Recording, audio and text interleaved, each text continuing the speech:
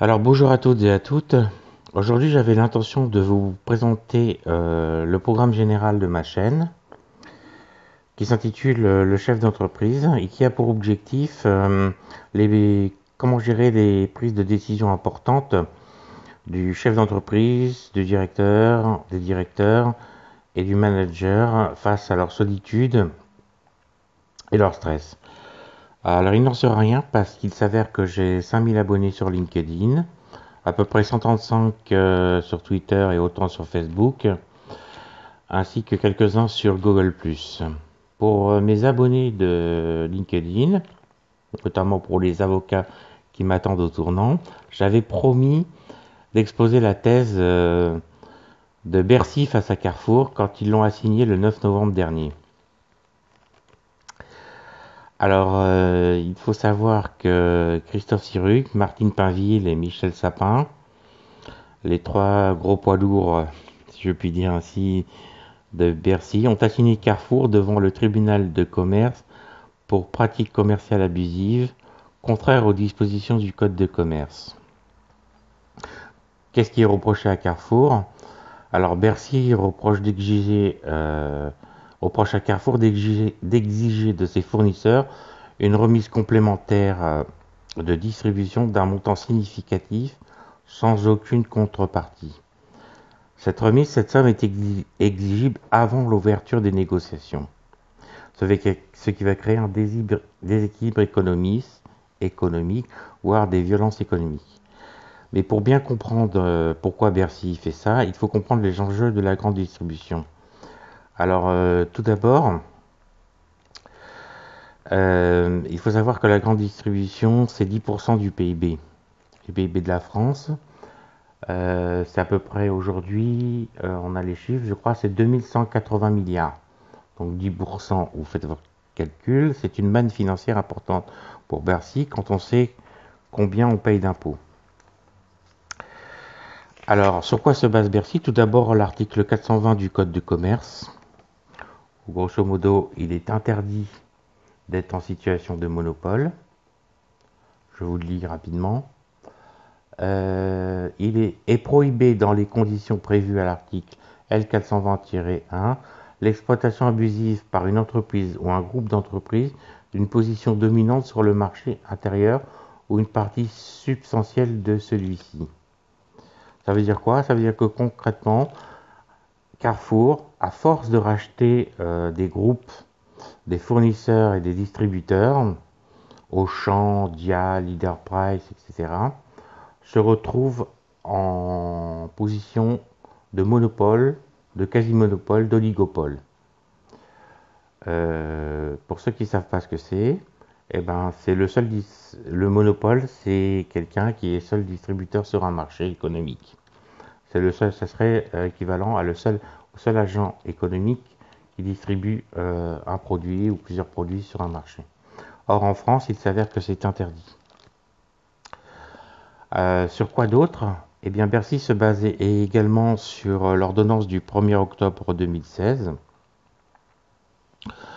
qui est entrée en vigueur le 1er octobre 2016, et notamment l'article 1171, où il est écrit: dans un contrat d'adhésion, toute clause qui crée un déséquilibre significatif entre les droits et obligations des parties au contrat est réputée non écrite. L'appréciation du déséquilibre significatif ne porte ni sur l'objet principal du contrat, ni sur l'adéquation du prix à la prestation. Ça veut dire quoi? Ça veut dire que dans le contrat majeur, dans le contrat qui est important, il y a bien un déséquilibre avec cette clause de remise complémentaire. Cette somme que demande Carrefour avant l'ouverture des négociations, c'est déjà un déséquilibre. D'accord? Ensuite, et deuxièmement, Bercy se base également sur l'article 1164 de la réforme du droit des contrats. Dans les contrats cadres, il peut être convenu que le prix sera fixé unilatéralement par l'une des parties, à charge pour elle d'en motiver le montant en cas de contestation.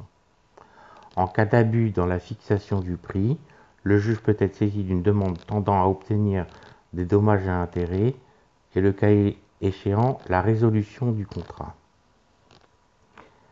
Enfin, ils vont demander, sur la base de l'article 1169, un contrat qui stipule qu'un contrat à titre onéreux est nul lorsqu'au moment de sa formation, la contrepartie convenue au profit de celui qui s'engage est illusoire ou dérisoire. Ça veut dire quoi? On reprend l'article 1164 et on lit au deuxième alinéa, en cas d'abus dans la fixation du prix, etc. Je vous l'ai lu tout à l'heure. Si le coût de revient à la vente, le prix de vente plutôt, d'un produit, d'un article est dérisoire ou illusoire, il peut être frappé de nullité. D'accord? Ensuite, que va faire Carrefour pour se défendre? Alors, Carrefour, il va tout d'abord, il faut savoir que Carrefour a été condamné plusieurs fois. Il a été condamné pour publicité mensongère en 2003 et en 2005 à 750 000 € d'amende. Il a été condamné pour non-paiement au tribunal de... non, au Conseil des prud'hommes pour...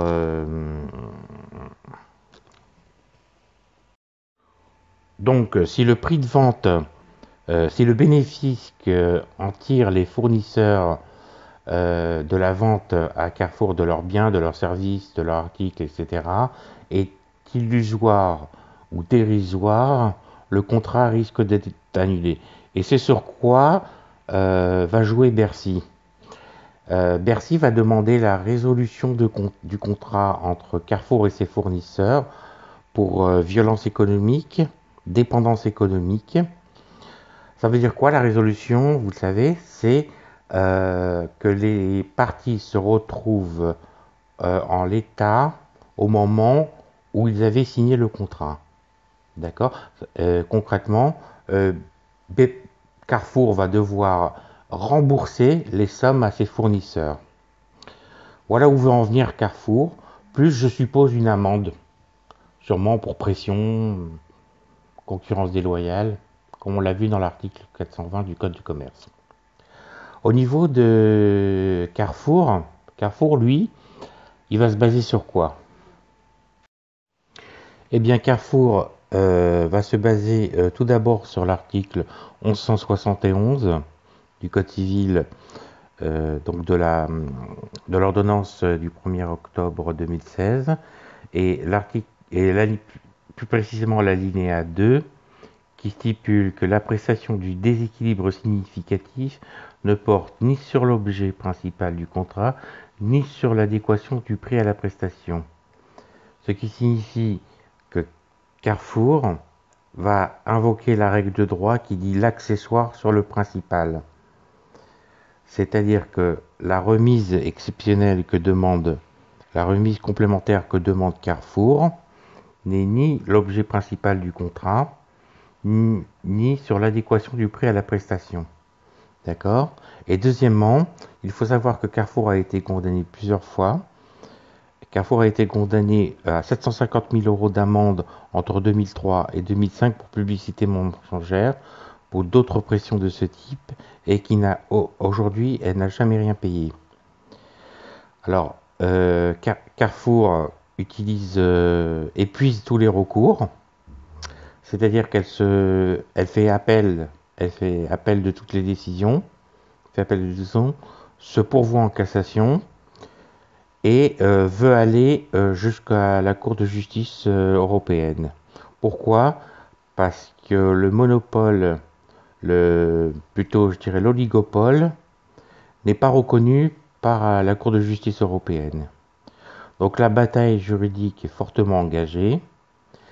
L'État est intervenu alors que Et le principe, c'est la liberté contractuelle. La main invisible d'Adam Smith n'est plus reconnue dans cette affaire. Si vous ne savez pas ce que c'est la main invisible, c'est que le marché économique se régule par lui-même, normalement. Adam Smith l'a démontré dans son livre de la richesse des nations. Et deuxièmement, si vous ne me revoyez pas d'ici Noël, je vous souhaite un joyeux réveillon à toutes et à toutes. Je vous dis à très bientôt. Au revoir.